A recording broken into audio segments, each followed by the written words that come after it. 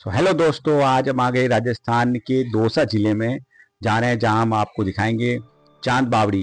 चांद बाड़ी बावड़ी जो है वो आभानेरी गांव में, इसलिए इसको आभानेरी बावड़ी के नाम से भी जाना जाता है। तो हम जयपुर से निकल गए 100 किलोमीटर दूर, जहां पे हम इस डिस्ट्रिक्ट में पहुंच पाए दौसा में। दौसा में सीधे वैसे आप ट्रेन से भी आ सकते हैं, और ट्रेन से आने के बाद आप इस आभानेरी गांव में पहुंचेंगे और आभानेरी गांव में मिलेगा आपको भारत सरकार का पुरातत्व ASI के द्वारा इस पूरी आभानेरी बावड़ी का आज के समय में देखभाल किया जाता है। ये इसका टिकट काउंटर, जहाँ पे हमने इसको टिकट काउंटर पे गए तो हमें इसका टिकट 25 रुपये मिला, जो कि बहुत कम रखा हुआ है गवर्नमेंट ने। और सुबह 9 बजे से शाम को 6 बजे तक का यहाँ पे समय है इस बावड़ी को देखने का। तो हम चल पड़े, और आप भी देखिए, मुझे बड़ी उत्सुकता थी इस बावड़ी को देखने की कि ऐसा क्या है इस बावड़ी में जो इतनी प्रसिद्ध है, क्योंकि ये भारत की सबसे बड़ी बावड़ियों में से एक बावड़ी मानी जाती है। इस बावड़ी का इतिहास और इसका जो इतिहास के साथ इसकी जो गाथाएं हैं वो बहुत गाई जाती, बहुत से लोगों द्वारा सुनी जाती, क्योंकि जो प्राचीन है वो उतना ही ज़्यादा प्रसिद्ध है और इसके पीछे इतना बड़ा गांव का नाम हो गया। पूरी इंडिया में लोग नहीं, विदेशों से भी लोग इस पूरी बावड़ी को देखने आते हैं। तो ये इसका सबसे बाहर का जो रास्ता है वहाँ से है, जहाँ पे सबसे पहले आपको बावड़ी में सबसे पहले आप आते ही सबसे पहले यहाँ पे बस जो प्राकृतिक गार्डन बनाया हुआ इस बावड़ी की खूबसूरती के लिए, जो कि आपको सबसे पहले मिलेगा। और यहाँ से शुरू होता है बावड़ी का वो दृश्य जो देखने के लिए आप पूरी विश्व से लोग यहाँ देखने के आते हैं। और ये यहाँ का एक शिलालेख, जिसपे इस बावड़ी के बारे में सारे इंस्ट्रक्शंस लिखे हुए थे कि आपको क्या करना है और क्या नहीं करना है। और ये जो बावड़ी है इसका इतिहास बहुत ज़बरदस्त है। आप इस इतिहास के बारे में सुनेंगे तो दम लग जाए। सबसे पहले एंट्रेंस करते ही किसी समय में इस बावड़ी को जो बनाया था उसका उद्देश्य था सिर्फ जल संरक्षण के लिए, लेकिन इतने खंभों से इसका शुरुआत होता है कि एक सबसे पहले एक मंडप सा पूरा हॉल आता है, जिसमें सारे खंभों का एक छतरी सा हॉल सा नुमा बना हुआ है, जहाँ पे लोग बैठे रहते हैं। यहाँ से हम एंट्रेंस करें, गार्ड लोग यहाँ पर हर समय सुरक्षा करते हैं। कैमरे के लिए यहाँ पे मनाही थी कि आप कैमरे से वीडियो ना बनाएं, लेकिन अंदर आने के बाद अलाउड है। और हम आ चुके हैं चांद की बावड़ी का देखने के लिए दृश्य, और आप मेरे सामने देखेंगे। मैं इसको देखने का बहुत उत्सुक था, क्योंकि मुझे इस बावड़ी के बारे में मैंने बहुत कुछ सुना है। इतिहास में इसके बारे में कुछ कहानियाँ भी हैं, तो कुछ भूतिया बातें भी हैं, जो कहते हैं कि एक रात में यहाँ पे एक बारात निकली थी और वो एक रात में ही गायब हो गई। जी हाँ, ये देखिए, ये सबसे बड़ी बावड़ी, जिस बावड़ी को हम देखने आते हैं, चांदनेर बावड़ी, आभानेरी बावड़ी, चांद बावड़ी के नाम से, देखिए बहुत बड़ी बावड़ी है। अगर हम इसके इतिहास की बात करते हैं तो इतिहास इसका बहुत गौरवमयी रहा। चांद बावड़ी का राजस्थान के दौसा जिले में आभानेरी गांव में स्थित है। इसका निर्माण 9वीं शताब्दी में निकुंभ राजा चंदा ने करवाया था। राजा चंदा के नाम से थे, जो उन्होंने अपने नाम से बनवाई थी इस बावड़ी को। और भारत की सबसे पुरानी और गहरी बावड़ियों में से एक है, जिसमें 13 मंजिल, नीचे 3500 सीढ़ियां हैं। जी हाँ, आप सुनिए, 13 मंजिल और 3500 सीढ़ियाँ, बहुत अद्भुत है। इसका निर्माण जल संरक्षण और भीषण गर्मी से राहत के लिए किया गया था। इस बावड़ी अपने उल्टे पिरामिड शैली की वास्तुकला और जातिमय सीढ़ियों और इनके बनी हिंदू देवी देवताओं की मूर्तियों और नक्काशी के लिए प्रसिद्ध है। जातिमय का बारे में मैं आपको एक वर्ड्स का इसका क्लेरिफिकेशन कर देता हूँ कि जो इसको बनाने में जो गणित का इस्तेमाल किया गया, कि जैसे इसका पिरामिड स्थिति में, पिरामिड ऊपर से नीचे की तरफ बढ़ता जाता है, लेकिन ये ऊपर से बड़ी और नीचे जाती हुई छोटी हो जाती है। और ज्योति में ये जो शब्द का इस्तेमाल किया गया, ये एक मैथमेटिक्स वर्ड है, जिसका मतलब है कि बावड़ी के अंदर जो सीढ़ियाँ हैं वो 3500 सीढ़ियाँ हैं। कहते हैं कि जिस बावड़ी की सीढ़ी से आप एंट्रेंस करते हैं, उस सीढ़ी से वापस सेम सीढ़ी से आप ऊपर नहीं आ सकते, क्योंकि आपको ऊपर की सीढ़ी दिखेगी नहीं। तो आप सबसे पहले हमने ये एंट्री करी, और यहाँ पे जाने का रास्ता है पूरा। और ये हम आए यहाँ पे सेकंड मंजिल में, यानी कि बावड़ी को आप और नीचे से आके नज़दीक से देख सकते हैं। चारों तरफ सुरक्षा की दृष्टि से लोहे की जाली लगी हुई है, तो हम ज़्यादा आगे झुक नहीं सकते, देख नहीं सकते, लेकिन जितना हम इसको देख सकते थे वो हमें देखा। तो हमें वास्तव में लगा कि नीचे से अगर कोई बंदा व्यक्ति ऊपर वापस आने की कोशिश करता है तो वो सेम सीढ़ी से ऊपर नहीं आ सकता, क्योंकि वो हर समय शॉर्ट ट्रिक देखेगा और उसको हर समय ऊपर से बावड़ी बड़ी दिखेगी। ये एक जल संरक्षण के लिए बनेगी, लेकिन 13 मंजिल की और 3500 सीढ़ियों को बनाने की जो इन्होंने मेहनत करी है, जो स्थापित कला का अद्भुत परिचय दिया है। देखिए, बावड़ी यहाँ से ऐसा लगता है जैसे एक सीढ़ी जा रही सीधी ऊपर की तरफ, लेकिन ऊपर जाके फिर की इसकी सीढ़ियों की जो बनावट है, जो उसकी आगे की जो सीढ़ियाँ वो चेंज हो जाती है। और ये है इसमें जल आने की जगह। जी हाँ, इस बावड़ी को भरने के लिए एक ऐसी जगह बनाई गई थी कि पूरे जो गांव का पानी है, जो बारिश का पानी है, उस शुद्ध पानी को ऊपर से इकट्ठा करके यहाँ पे नीचे कलेक्ट करते थे और फिर यहाँ से ये पानी फिल्टर होते हुए 2 से 3 पार्ट में इस पानी को फिल्टर होके फिर ये बावड़ी में गिरता था, जिससे कि ये बावड़ी साल भर तक पानी से सूखती नहीं थी। और इससे सबसे बड़ी बात है कि इस बावड़ी की जो बनावट है, अब देखिए आप ये यहाँ से देखेंगे तो आपको हर सीढ़ी एक ऐसा देखेगी जैसे पिरामिड बना हुआ, लेकिन सारे छोटे छोटे पिरामिड के रूप में बनी बावड़ी है। और सबसे बड़ी बात है ये ऐतिहासिक बावड़ी, वापिस जब इस बावड़ी को आप देख के बाहर आने का ये एग्जैक्ट रास्ता है जो आप बाहर देख के आ सकते हैं। अब आप बात करते हैं इस बावड़ी के नामकरण पे। नामकरण की बात सीधी बात है कि राजपूत के जो वंश के एक राजा थे, राजा चंदा के नाम पे रखा गया था, जिन्होंने इस बावड़ी को बनाया गया।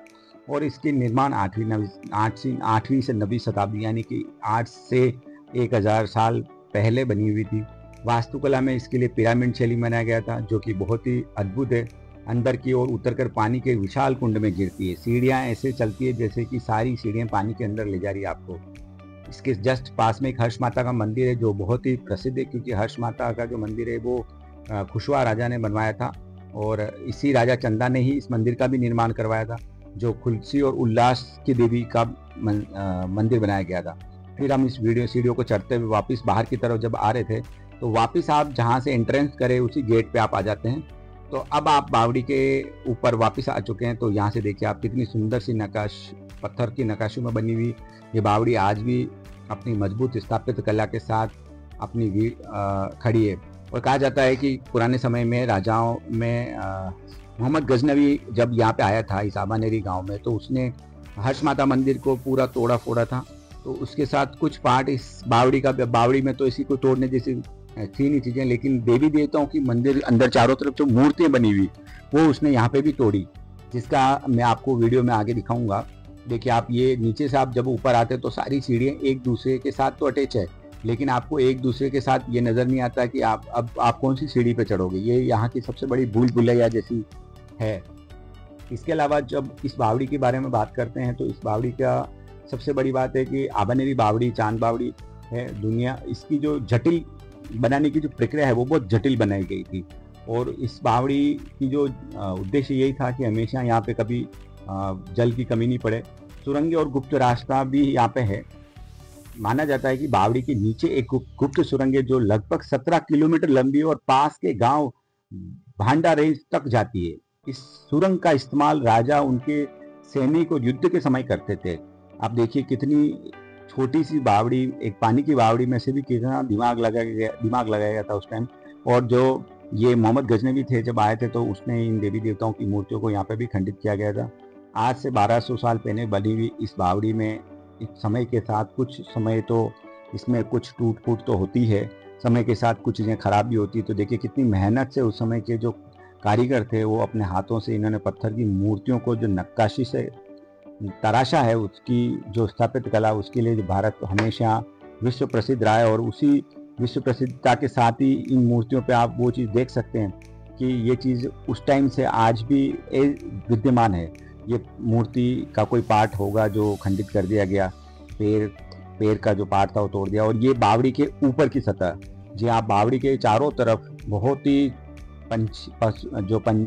पशु पक्षी हैं, उनकी आवाज़ें आती है, बहुत सुंदर सी आवाज़ें आती है। बहुत एकदम शांत गांव में होने की वजह से यहाँ का जो इन्वायरमेंट है, प्राकृतिक वातावरण बहुत ही साफ़ सुथरा है, बहुत ही अच्छा है। पशु पक्षियों की आवाज़ आती रहती है तो बहुत अच्छा लगता है, चिड़ियों की चहकाहट अच्छी लगती है।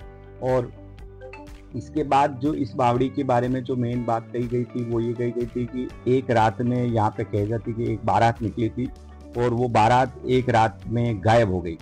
तो कुछ लोक कथाएं भी प्रचलित है इस बावड़ी के पीछे। कहा जाता है कि एक बावड़ी है जो झीलों में एक रात में ही बनाई थी। कुछ लोग ऐसा भी कहते हैं कि इस बावड़ी को बनाने के लिए भूतों का और जिन्हों ने एक रात में इसको बना दिया था। और ये कथा के अनुसार एक बात ये भी कही जाती है, गुप्त सुरंग थी जिसमें एक बारात घुस गई और फिर कभी वापस नहीं लौटी। इन किंवदंतियों के कारण ये बावड़ी को शापित माना जाता है। काफ़ी लोगों ने इस पर श्राप की बातें भी बताई गई है। जो हो सकता है वो समय होगी, हम इन सब चीज़ों को बढ़ावा नहीं देते। हमारा तो जो हमें इन्फॉर्मेशन मिली तो हमने शेयर करी आपके साथ। और अगर आप चैनल पे पहली बार आएँ तो वीडियो को लाइक करें, चैनल को सब्सक्राइब करें। मैं आपके लिए राजस्थान में नहीं पूरे भारत में घूम के कई चीज़ें जहाँ पे मैं जा सकता हूँ, जा रहा हूँ, आने वाले टाइम में बहुत से वीडियोस जो आपको भारत के बारे में बताएंगे। मेरा एक ही उद्देश्य कि भारत जैसा देश जहां गौरव और परंपराएं, सांस्कृति, स्थापत्य कला, मूर्ति, इतिहास, हमारी संस्कृति पूरे विश्व में सबसे महान है, और मैं उसी को, वैसे तो कई लोगों ने दिखाया लेकिन फिर और कई रूप में जहाँ पे मैं जा सकता हूँ मैं दिखाने की कोशिश कर रहा हूँ।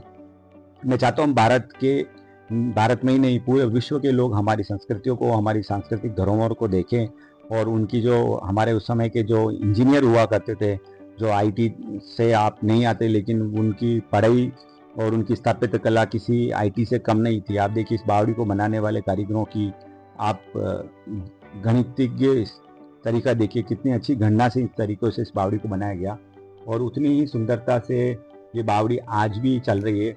और 13 मंजिल की सबसे गहरी बावड़ी बनाई है, और यहाँ से आप इसका दृश्य देखिए, क्योंकि आज भी इस बावड़ी को साल में एक बार पूजा जाता है। यहाँ के गांव के लोग इसको बहुत मानते हैं, बहुत ध्यान रखते हैं इसका, और ये पानी आज भी सुरक्षित करती है।